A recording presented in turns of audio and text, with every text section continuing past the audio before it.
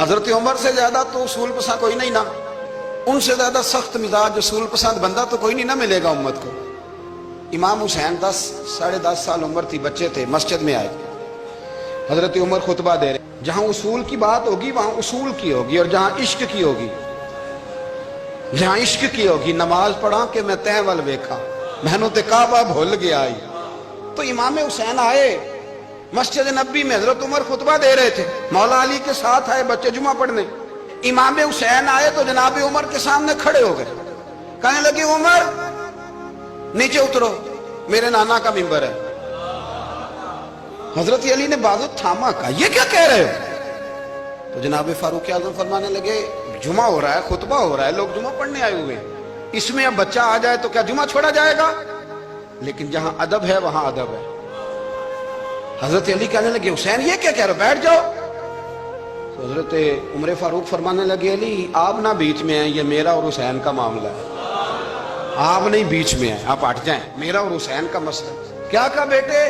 کہا عمر اترو، میرے نانا کا ممبر ہے۔ اتنا بڑا آدمی جسے کیسر و کسرا ہلا نہ سکے، جو درہ مارے تو زمین کا زلزلہ رک جائے، جو سورج کو حکم دے تو سورج چہرہ بدل جائے، وہ شخص جو دریا کو خط لکھے تو خشک دریا بہنے لگے، عمر اترو میرے نانا کا ممبر ہے۔ فاروق اعظم زمین پہ اتر آئے، ہاتھ باندھ کے کھڑے ہو، کہنے لگے حسین میں اتر گیا ہوں پتر، ممبر تو تیرا ہے یا تیرے نانا کا ہے؟ ختم ہو گئی بات۔ تو حضرت امام حسین کہنے لگے جا کے اپنے نانے کے ممبر پہ بیٹھ جا۔ تو فاروق اعظم کی چیخ ہی نکل گئی، کہنے لگے پتر میں تو اونٹ چرانے والے کا بیٹا ہوں، میرے نانے کا کوئی ممبر نہیں یار، میں تو اونٹ چرانے والے کا، میرے نانے کا کوئی ممبر ہی کوئی نہیں، تو کدھر جاؤں؟ تو امام حسین کہا اچھا کوئی نہیں ممبر آپ کے نانا کا کوئی نہیں؟ کہا نہیں۔ چل ٹھیک ہے پھر میرے نانا کے ممبر پہ بیٹھ جاؤ، وہ میرے نانا کے ممبر پہ بیٹھ جاؤ۔ مجھے لگتا ہے فاروق اعظم بولے ہوں گے، انہوں نے کہا ہوگا کہ لوگوں میں مرضی سے نہیں بیٹھا، مجھے ابو بکر نے بٹھایا تھا، پھر حسین کے کہنے پہ اترا ہوں، اب دوبارہ مجھے حسین ابن علی نے بٹھایا ہے، کسی میں جرت ہے تو عمر کو ہلا کے دکھائے، طاقت ہے تو بھئی یہ پیار رسول اللہ کے خاندان سے، یہ وارفتگی، یہ ذوق، ہم تو ہٹ گئے ان چیزوں سے۔ شیخ الاسلام والمسلمین خواجہ قمر الدین سیالوی،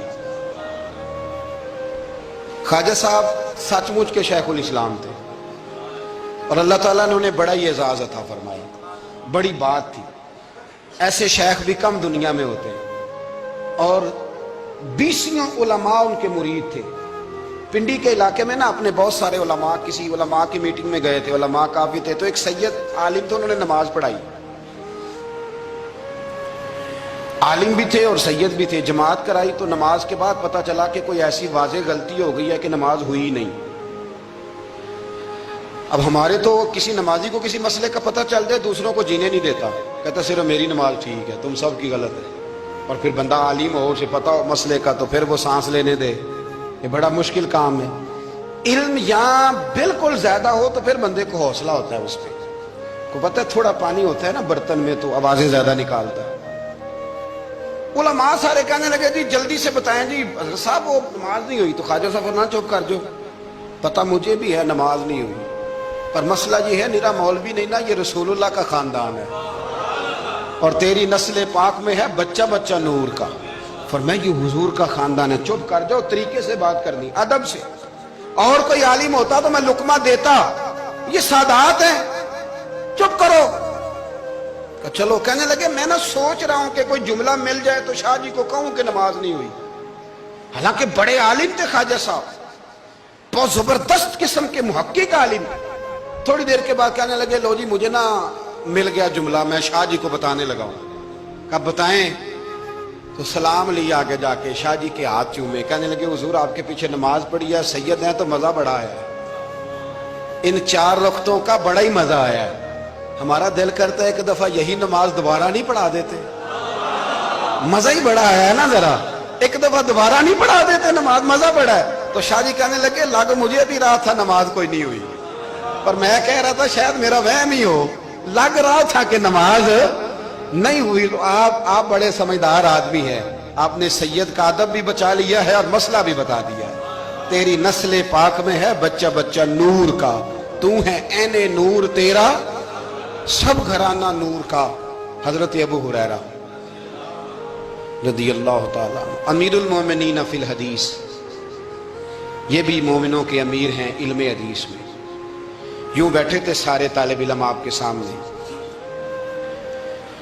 حدیثیں سننے والے سینکڑوں لوگ، حضرت ابو ہریرہ حدیثیں بیان کر رہے ہیں۔ مدینہ منورہ میں تازی تازی بارش ہوئی، امام علی مقام ابھی نوجوان تھے، امام حسین نہ آئے، بارش ہوئی، چھوٹے چھوٹے گڑھے مدینہ منورہ میں تو ان میں پانی کھڑا تھا۔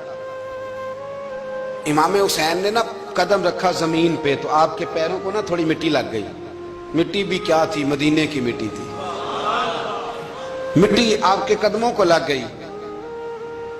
شاگرد کو بھی بندہ کہہ سکتا ہے کہ جا ذرا امام صاحب کو کپڑا دے کوئی پیر صاف کرنے، کسی کو بھی کہہ سکتا ہے۔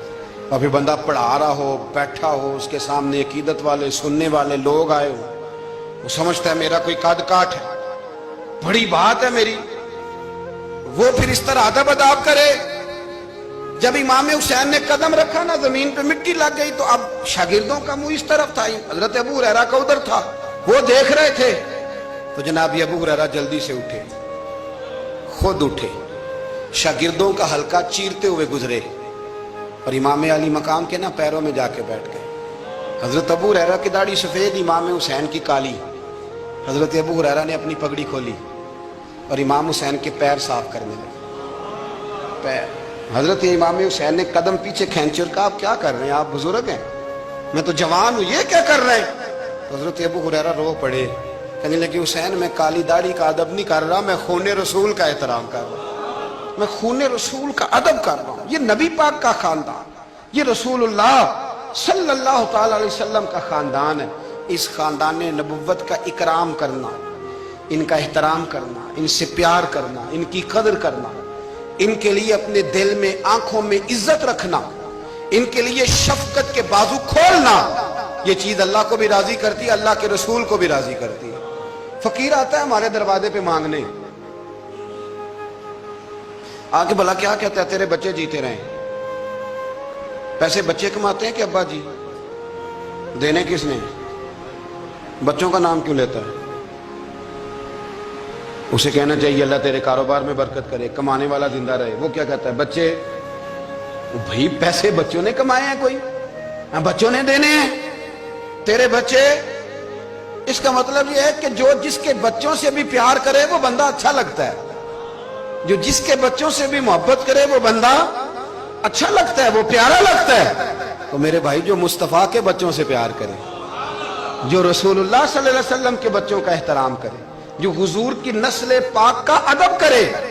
میرے اعلیٰ حضرت رحمت اللہ علیہ کا طریقہ تھا کہ اگر کچھ سید شاگرد آتا تھا نا، سید زادہ، تو اعلیٰ حضرت اس طرح کرتے تھے کہ جہاں استاد بیٹھتا ہے وہاں اسے بٹھاتے تھے، اور جہاں لائنوں میں پھٹیوں پہ شاگرد بیٹھ کے پڑھتے ہیں وہاں خود بیٹھتے تھے، اور فرماتے تھے شاہ جی یہ آپ کے گھر کا ہی ہے سارا کچھ، چلو ڈیوٹی ہماری لگ گئی تھی بتانے کی تو میں آپ کو پڑھا دیتا ہوں، یہ آپ کا ہی ہے۔ آپ حضرت عمر بن عبدالعزیز کے پاس کوئی سید زادہ آتا تھا تو آپ تخت سے اتر آتے تھے، اس کو تخت دیتے تھے، کرسی دیتے تھے، اس پر بٹھاتے تھے۔ اب تو خشکی ہے، تو نہ استاد کا ادب ہے، نہ عالم کا ادب ہے، نہ سفید داڑھی والے بزرگ کا ادب ہے، تو باتیں ہیں، کہانیاں ہیں، داستان سرائی۔